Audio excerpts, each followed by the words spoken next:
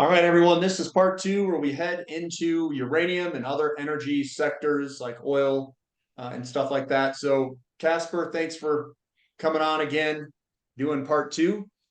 Yeah, And we'll start with uranium. Let's just dive right into uranium and your thoughts on uranium. So, what are you seeing in uranium at the moment? I saw a very important day yesterday. It has been something that I have been looking at for the past 3 weeks or so, 2 or 3 weeks, where I started to see a huge volatility compression. And then I was just waiting for which way to break, basically. Breaking up, like we saw yesterday, was really good and what I hoped for. And if we were to break down, if we had broken down, that would have been really, really bad in the short term. But let's just zoom out a bit.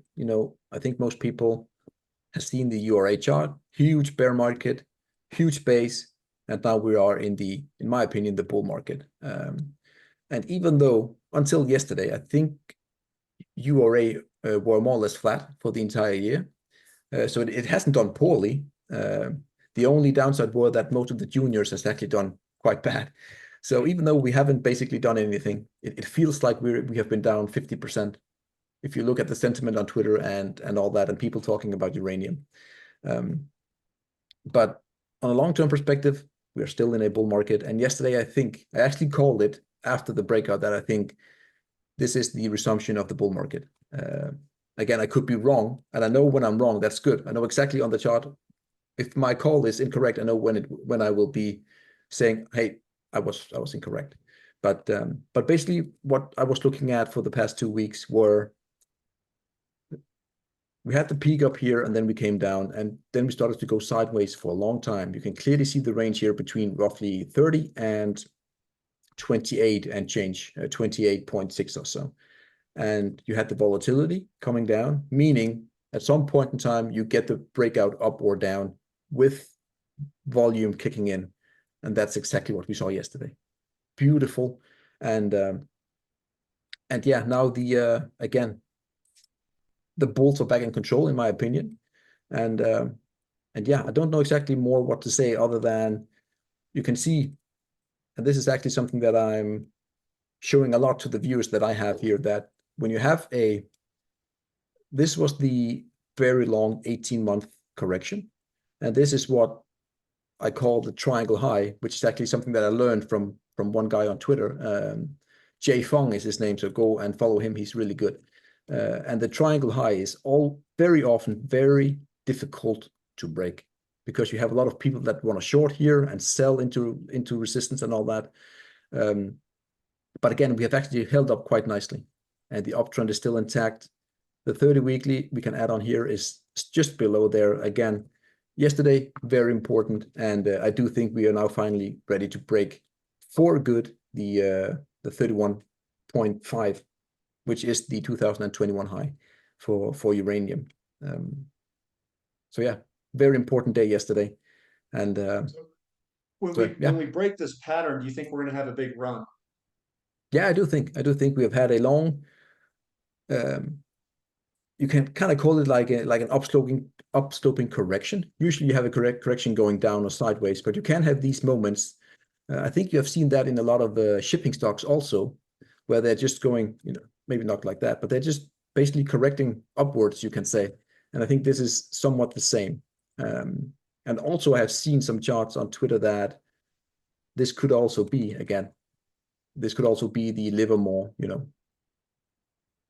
pattern right there for URA, which is the Livermore, what's it called? Accumulation cylinder pattern, something like that. I can't remember exactly. It's called, yeah. Yeah. So yeah, but I do think here that if we can confirm, we will break into new highs, at least new, what is it, 10-year highs at least. So yeah.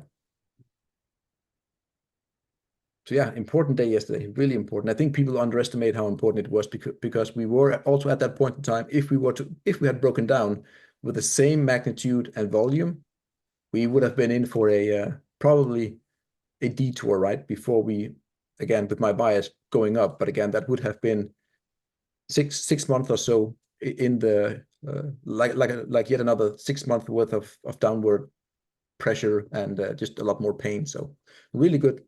price action yesterday. Really, really good. What about the progression of URA versus the physical metal itself? I know that chart Again, was looking pretty juicy. yeah, my top three chart, I have, as we talked about Yeah. in the previous part here, gold to silver ratio. I think you should, again, just my opinion, you should look at the gold to silver ratio if you're really into it daily, but at least weekly. Just see the weekly close there. And then you have the URA divided by the uranium spot price. Normally, I would have taken the URNM because it's a 100%, pure play uranium, but it only goes back 4 years. So I'm taking the URA, which goes back to 2011, I think. And then also what we just discussed, that the last ratio, which we looked at previously, the gold divided by inflation. By the way, if you are not into gold and silver, you should definitely wait until the end of that video because that's a big ratio. But anyway, that's a different topic.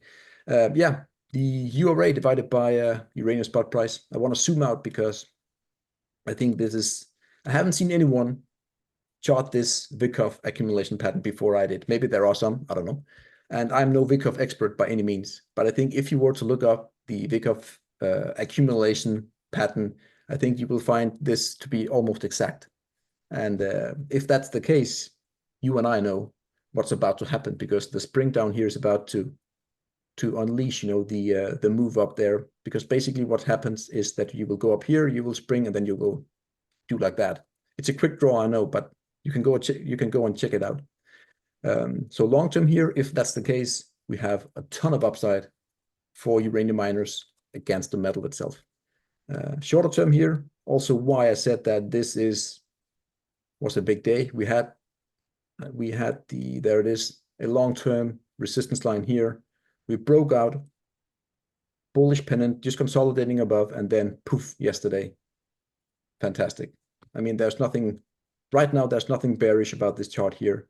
And that's really, really good. Yeah, it looks insanely good. It does. It does. It looks too Especially good.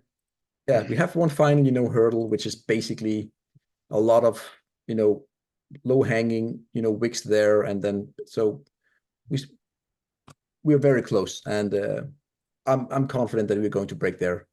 You can also see potentially we have a Bollinger expansion, which is exactly where you want to be. You have the long sideways, and then you start to, hopefully, what we will see over the next few days, if I can find the marker, is that the Bollinger Bands will do like that, and you have the Bollinger Band like that, and then you have the price like that.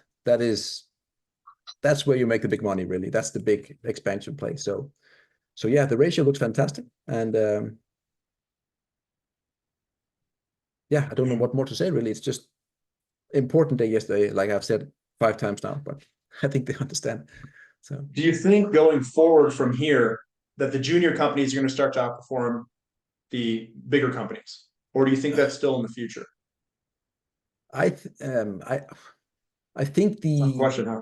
yeah, it's very difficult because if you're looking at Cameco, NextGen, Spot, there might be one or two. I think Kazatomprom has done really well for the past 3 years. They have done like 10x.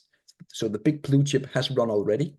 And at some point in time in the cycle, it goes with any cycle within any sector, you start to see the money dribble down into the lower, and then finally you have the juniors. So I think actually, I don't think we are at the juniors just yet. I do think we have the middle ranging names like, I don't know, Denison, Well, Energy developers. Fuels. Yeah, exactly. That will catch the next flow of money. And then at the end of it all, you will have the final, big push into the small ones, and then it is all game over. So I think the next one will be, as you mentioned, developers will do really well. And there are some great charts out there to look at if the audience have the time for that. So Yeah, so we can move into oil if you'd like, sure. and we can also maybe chart uranium against oil. I'm sure you would love to do that. Yeah, I have that one, I think so. So yeah, Yeah, it's but yeah, we can go to oil first. yeah, and Get your basically opinions there. nothing much has happened on a long time scale since we last spoke. Overall, I'm just going to remove all that because it's just basically for this case, it doesn't really matter. But overall, we had this, again, as you know, the three big impulses. Obviously, with the COVID crash, we went on, I think we went negative. So the three spikes, lower lows, and then we had the huge move, and we are now consolidating above. All in all, that is a good thing to see. But if we zoom in here on the daily, we have a pattern that is actually going to decide a lot of things going on here in the very close future. You have this 1 to 5 here, and then we will see what happens. A beautiful alignment here with the lower side and the upper there, and we basically tagged it here at the start of July. And what it is, the good thing right now is we tagged it, we pulled back, and now we're actually charging again. So again, as long as we hold basically above 80, it looks really good. And potentially when we break there above 84.5, boom, there it is, 84.5. That is signaling to me that oil is finally going to get into the 90s, and then maybe the 3 digits at some point in time. But again, this is the last 18-month worth of sideways action, and it's about to resolve either way. So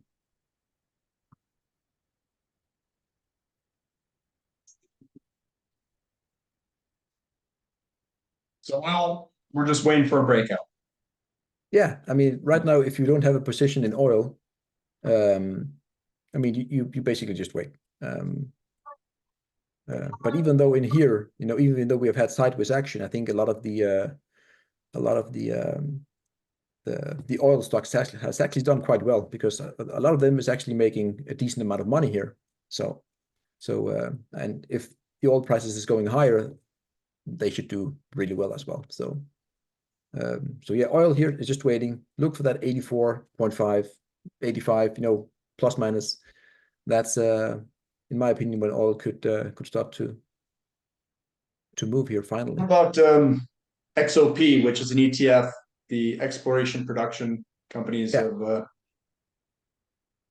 that's also the one that I follow the most, really.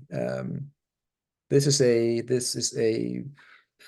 3-year chart roughly. And again, you had the kind of the same thing as we just looked at on oil. Again, we had the sideways action. We're breaking out, bullish consolidation above. And as long as we have this bullish consolidation, it's a great view to have. Again, if what we don't want to see is if we start to come back into the wedge, it starts to get a little bit iffy, because usually you always get to the other side of the formation. But again, here for now, we treat this as a major bull flag. It's a bit prolonged. Usually you only want to see it, maybe go to here, but again, it's still a bull flag. And basically you want XOP to get, above 180, excuse me, 150, just to be clear. And then the bull flag is broken and the retest is done, and they should be going higher. Again, it's all probabilities. So again, it's just what the chart is telling me, at least. And that's the short term. The long term, we actually have a beautiful, potentially, and it sounds a bit insane, but again, we have an inverted head and shoulders. I know the drawing is a bit, maybe not too, let's do like that instead. It's a bit more appropriate, I guess. A big inverted head and shoulders going back 10 years. The neckline is sitting at roughly 170. So potentially these oil and gas, yeah. Do you think it's possible to get a pullback that looks very similar to the left-hand shoulder? Like if we pull back and then go up, you think that's possible? Where are you talking, just to be sure? Yeah, see how it pulled back on that left shoulder all the way to like 85, $90 or wherever that is. Yeah, down there somewhere. All the way down here. You think it's possible we pull back like that if we get a slowdown in the market? Or you think we're just going to go up? No, I think again, yes, it is possible, and one way that that is probably could happen is if this consolidation, which looks really bullish, so everyone has a bullish view right now, but if we start to come down, then there's a lot of people up here that is caught on the wrong side, and that is a false breakout. And usually, false breakouts, as we talked about in the last video, leads to a big move in the other direction. So, yeah, again, until we break out, that is definitely in the cards still. The only reason I say that or ask that question is we do have the yield curve uninverting. Hmm. And if it uninverts and we get a slowdown or a scare in the market, I think you'll get like a washout sale. Everyone gets scared. It's like the best buying opportunity of your life. And then you just Yeah. rip. Like it'll be the biggest slingshot move that oil's experienced. Even the slingshot move in like 2020, late 2020. Oh, It'll yank really? you down and then just Yeah. shoot you Yeah. way I up think there. I think the best buying opportunity in oil were, in 2020. I don't think Yeah. you will not get it, at those level ever again. But that doesn't mean, that it can flush, and then you get the snapback. Yep. But Yep. but yeah. Um, but yeah, definitely overall, as you mentioned, the slowdown in the markets is definitely here, I think. Also looking at, where I live and so on, it's definitely it could be better to say the least. It's yeah, it's a bit worrisome to see. So, but again, until we get that, yield curve inversion to uninvert, it's okay. Yeah, I've got a chart I pulled up. Um, it's crude oil versus gold. I don't know if you've ever charted that one. Maybe To me, it looks pretty cheap, and it looks like we're in like a falling wedge that we've broken out of a falling wedge, and then we've got another falling wedge. So I think I miswrote something there. yeah, you could do yeah, CL1 divided by GC1 or whatever. Yeah, But to me, it looks like we've got a falling like a wedge almost in that big consolidation. We've broken out of it and we're sitting on top of it, much like the oil price is. yeah, And right now it's cheap crude oil. yeah. It is. Again, the chart is very messy. It's basically What about a trend line off those tops coming down? yeah, The trend line that starts in 2008 and then comes all the way down on the highs on the tops there. Yep, that trend oh line yeah, going okay, across that yeah, way. yeah. It's not And then perfect, but again, it's depending on how you want to yep. add it in there. Maybe it's like a rail. I don't know. Maybe again, it's a bit of a messy chart, but you see the same here again. You have these again, 2008 huge collapse. You have the three impulses, and then you basically right. Yep.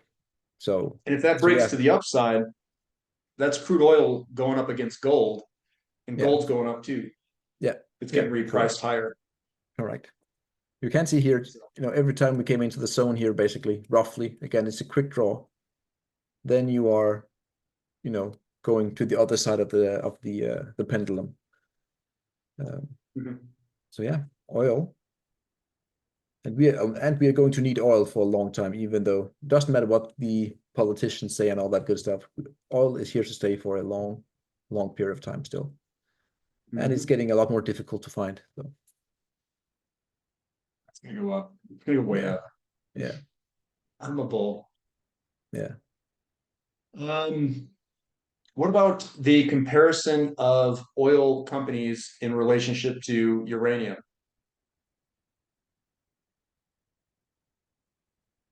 Let's do URA because we have more Yeah, data. It's a bit messy. it is. It's very whew. Don't know. No, it's not. There are some. I'm just there are some Mhm. levels to look for, but again, it does inversion makes it a little bit. I don't know. Very difficult What about to say.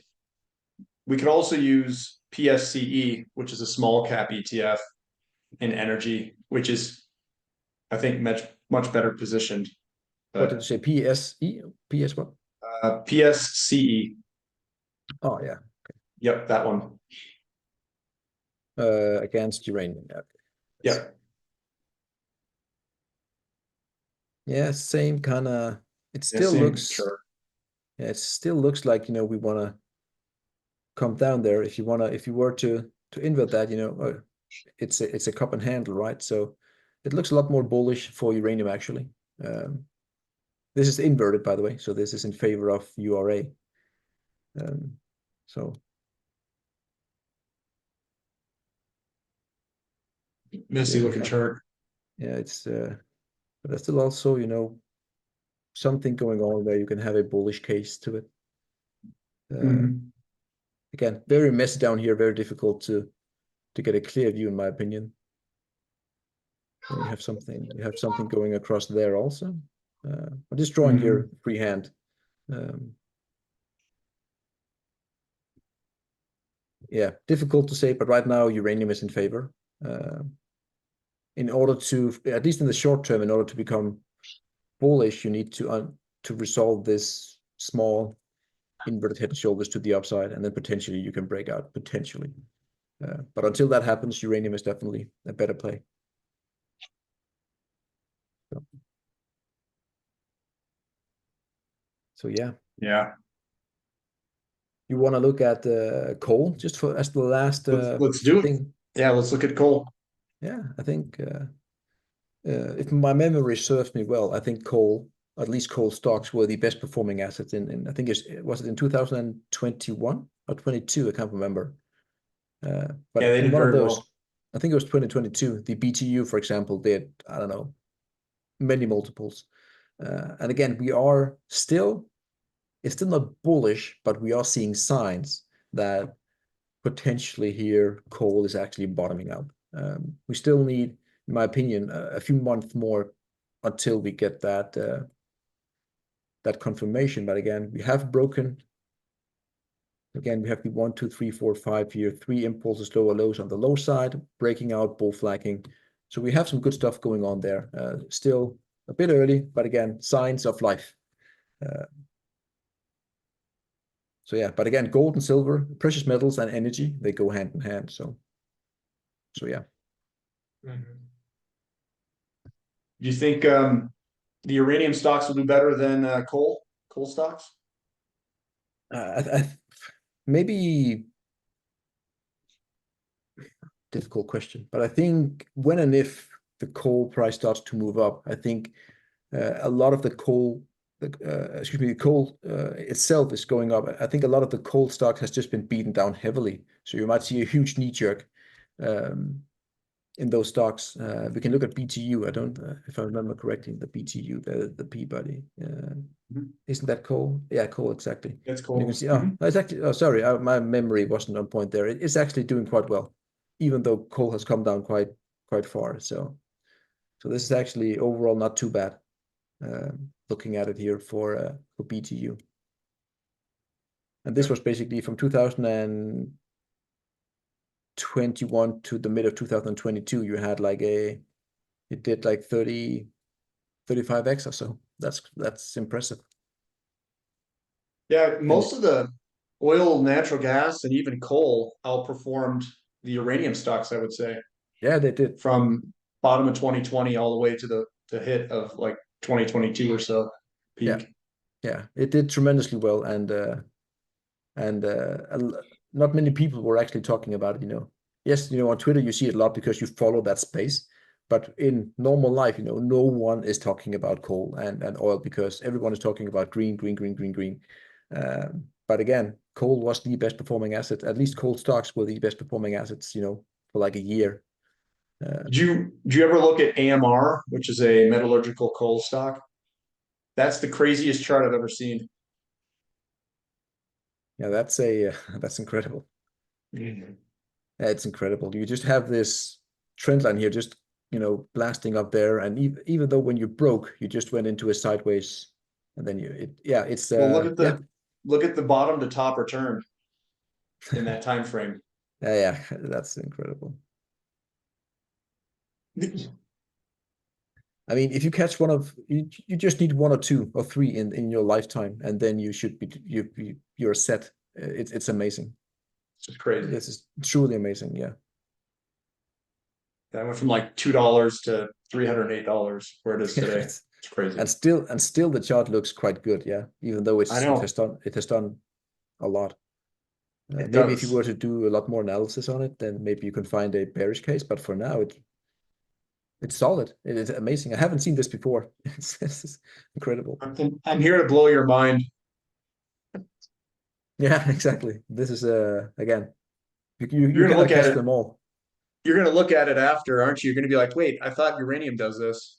Yeah, It's a exactly. coal stock going up over 100x Yeah, in my like my three. uranium stock hasn't done nearly as good. They have done well, but again, it's this one has easily outperformed that by many multiples. It's Impressive, yeah. outperformed, I think, basically everything. Yeah, true. Is it a Probably big one of one? the Yeah, best 4 performing billion. stocks. Okay. Yeah. Yeah. Like I would say so. Yeah. So, anything else that you'd like to comment on, or anything else that you'd like to share? I don't think I have much more. Again, we've covered a lot of uranium. If you want to see, again, if you want to check out the spot physical uranium trust, the U.UN, your viewers can go and check that out. I think potentially we could be moving higher there as well, which is good because as we talked about, the URA is going to outperform that based on the chart we just did. So you could have a moment where the spot price, the uranium spot price is going up, but miners are going up more. So that's a good place to be. But that's a bit early to say there on these spot physical. But yeah, watch uranium for the next few days because I think that will be very telling of if this really is the big move, which I think it is. If I were to give my honest opinion. Uh, That's good. The but big other than move that, I could be don't have coming. more. Yeah, the All big right. Well, big that's pick all up I've got. spring. Yeah, Yeah, I don't yeah. know if you've Same got here. I don't anything have else. much. I don't have much more Mhm. now. Other than go and check out the video on gold and silver because there's a lot of good stuff there as well. I think gold and silver, as I mentioned, gold and silver and energy, they are very much related to each other. If you look back over the past 50 or 100 years. So when one is moving big time, you usually have the other one coming as well. So Okay. So how do people find you? How do they follow you? Just share that before we end. before we end, yeah, well, if you don't know, I started a Twitter account 5 years ago, so you can find me at uselink INV. Same thing goes for the YouTube. But for the past 3 to 4 months, I have done most of the video stuff and the more in detail stuff on my Substack, which is also uselink INV. So again, that's the place where they can find me if they find my work interesting, you can say. All right. Well, thanks for coming on, Casper. Really appreciate it. Yeah, And we'll make sure everybody give a thumb up for Casper coming on. Give him a thumb up. And we'll see everybody next time. Thank yeah. you. Bye, guys.